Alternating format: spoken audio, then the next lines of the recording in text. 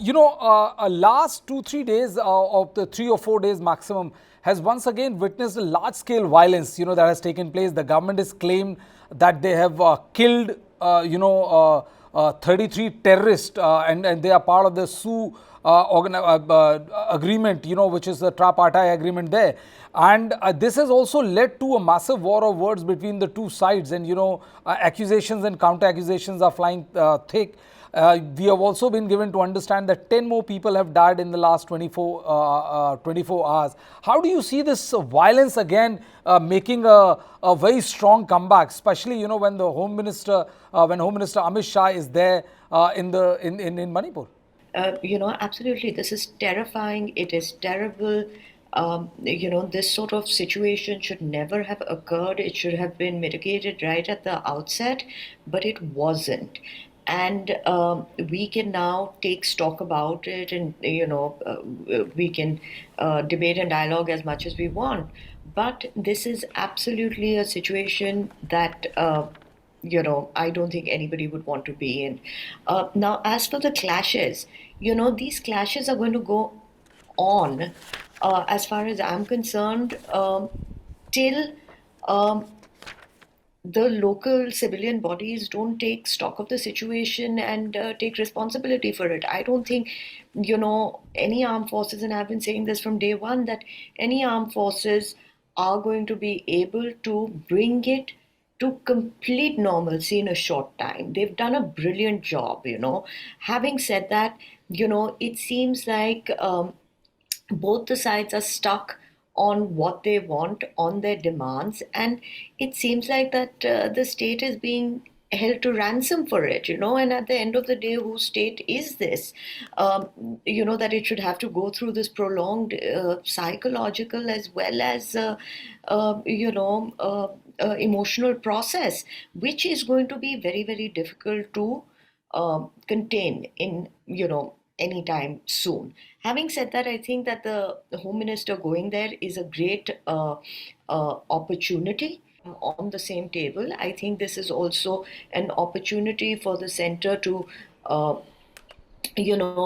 show their centrality towards Imphal and what is happening in Manipur, because they've had to take a lot of flack as well. They've had fingers pointed at them.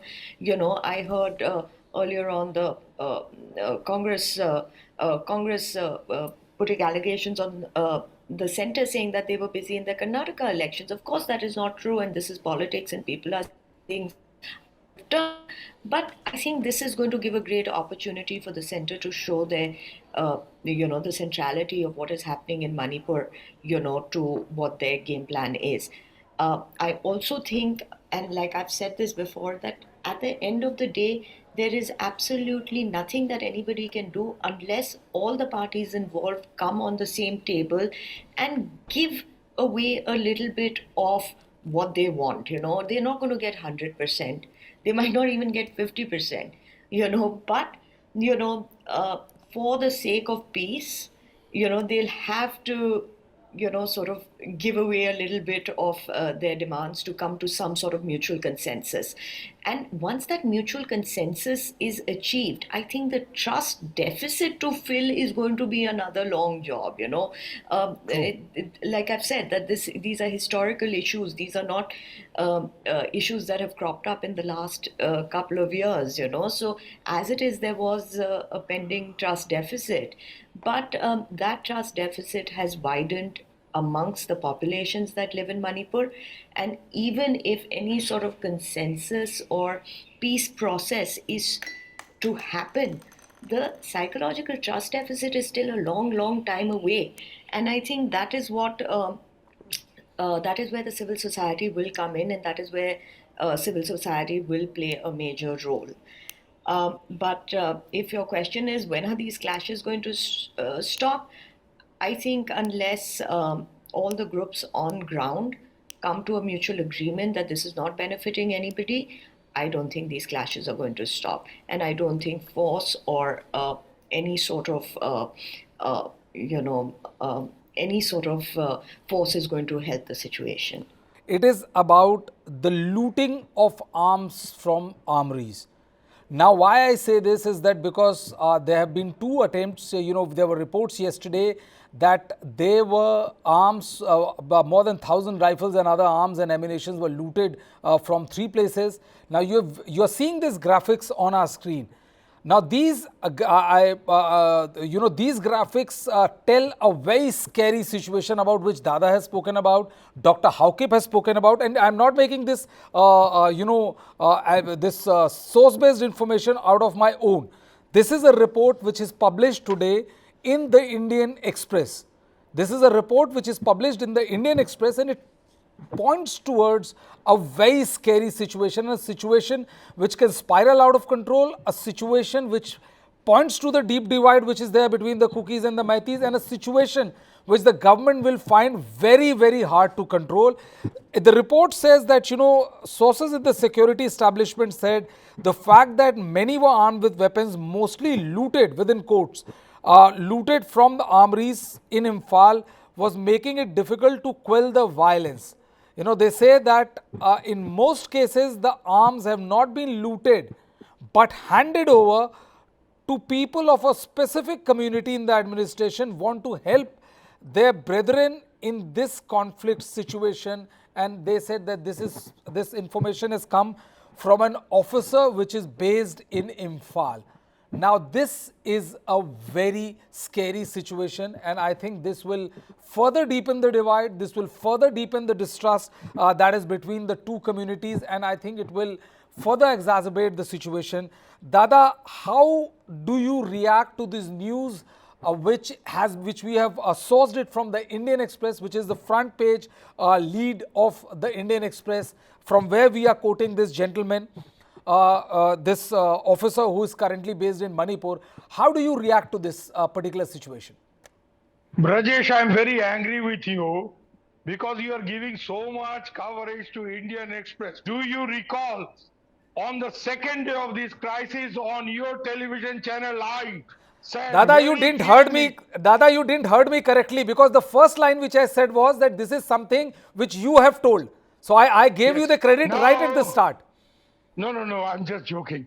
See, Indian Express abhi jaag utha hai. हम second day या third day, was it second or third day, I had told you very clearly that the weapons were not looted, they were handed over. And you remember I told you Absolutely. that if I am the Thanedar, I'm first effort of mine, if encircled by a big bomb, these are standard drills, SOPs, that I will try to hide them somewhere, nali mein fek denge.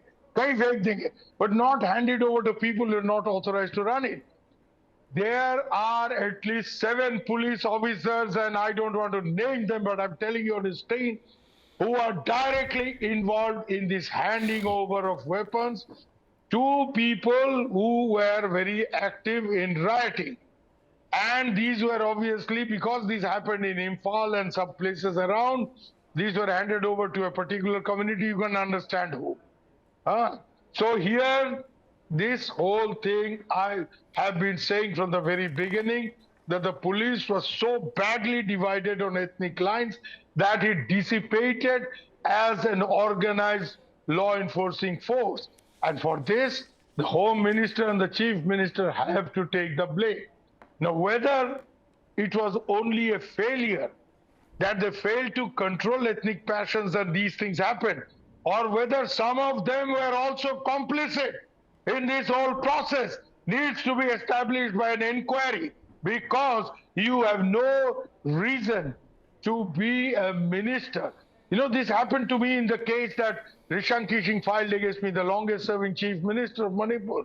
My report was, quoting the governor's report, that this man has been in league with insurgents and has used them to settle scores with his political opponents. Very sensitive. My line was very simple. The governor has given this report. The governor was General Krishna Rao. He is not a fool. He was the chief of the Indian Army. And his argument, when he privately discussed this with me, was very clear. I have no problem with Mr. Muiva. He's an underground leader. He believes in Naga independence. He has taken up weapons. He is fighting me. I believe in independent India, India's territorial integrity. As a soldier, I'm fighting him. It's a military situation. But how can a Naga chief minister of Manipur, who enjoys the perks and privileges of being the chief minister of an Indian state, do it? Now, here are people who are putting on ranks IPS hoga, MPS hoga. These guys are not only Manipur police, they are police of a state of India. How the hell can they do something like this? Hand over weapons to rioters. These guys should get the worst possible punishment. Not only they should be thrown out of the forces if the charges are established against them, they should lose their pension and perhaps sometime in jail where they have been used to putting other people in. Right? I'm very strong about this. You know what, Brajesh? We are journalists. When I'm putting on my, BBC tag or you put on your TV9 tag, we are not, you are not Brajesh, I'm not Subir Bhaumik.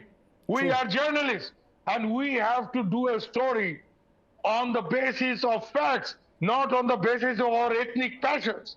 So here, I recall one small incident, and I'm not sermonizing. The chief of the Pradesh Congress, a Bengali politician, very aggressive Bengali politician, in Tripura during 1980, he came to my office and said, I was with PTI then, 18,000 Bengalis have been killed because this guy wanted President Sur and the left government to come down. I told him, sir, if you can give me a district-wise figure about, because you make a general claim, but you can't total up. So I asked him, can you tell me how many in West, how many in South, how many in North Tripura district? He says, I am asking you to run a story attributing to me. I said, I am not a bloody postman. I am not supposed to carry your letter or your bhashan. I will first judge. I've been paid so much money to judge what you say has prima facie truth. If that is not the truth, you may be a hell of a Congress president, and Congress was the ruling party of the country then. I don't care. Ye story nahi jayega. He threatened me because he had great connections in Delhi. He will take my PTI job. The man is dead today. I worked with PTI, I worked with 20 other organizations. I wrote for 20 other organizations, and I worked for PTI, then ABP Group, and with BBC for 17 years, Reuters for 3 years. And I'm still there as a journalist. True. That man never became the chief minister of Tripura. You know what? You can't build a political career on lies. And therefore, here is the question that if people wearing the uniform had not lived up to it, like, you're talking I think Dr. Khan was saying, some senior Indian Army officers, I can name them. Major Balbir Singh Sangha was arrested with 2 kilograms of double globe Burmese heroin. Lieutenant Colonel Ajay Chaudhary was arrested. He was the PR. But the army took strict action against them. They're not out in the open. They're not commanding anybody anymore. They are gone. So here is the question. There are black ships everywhere. The The reason institution survives. I would just interrupt you for a minute because I want to ask you another question.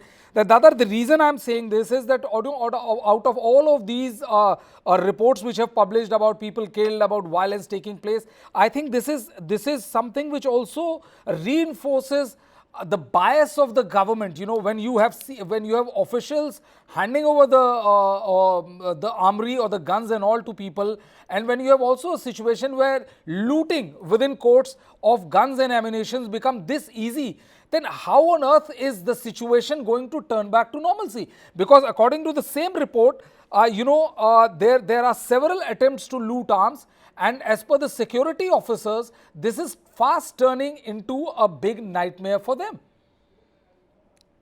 There is no looting. In some places, what has happened is that officers of a particular community have actually called in people and said, come now, nobody else is there, take the weapons away. In some cases, where there were officers from other community, so they said, don't come now, we'll slip this out to you at night. Suddenly you find that 7 rifles are missing. So I know exactly who has done what where. And I'm specifically saying there are at least 7 officers who should be severely investigated and brought to book. Now I'm coming back to another point here, Brijesh, and which is serious, which is that in the valley, where these things have happened. You know, the weapons now are, people are trying to recover the weapons, and it's a hugely difficult job because the same police, which is so ethnically divided, where people have given away weapons to looters and rioters, you expect them to cooperate freely and fairly with the Indian army. Now, without that kind of cooperation for the Indian army, it will take time. It's a professional force. But instantly to figure out where the weapons are without cooperation of state police, it's not going to be an easy job because these guys are the guys who know the local reality. Absolutely. Absolutely. अरे भाई उनको तो पता है ना हथियार किसको दिया है. बिल्कुल, So बिल्कुल. if they cooperate with the Indian army, recovery will be like this. Otherwise, recovery will be very difficult. And if that does not happen, no, and the final point I want to make here, Brajesh, is that it's a cyclical process which happened. You know, weapons went out of the library, armories.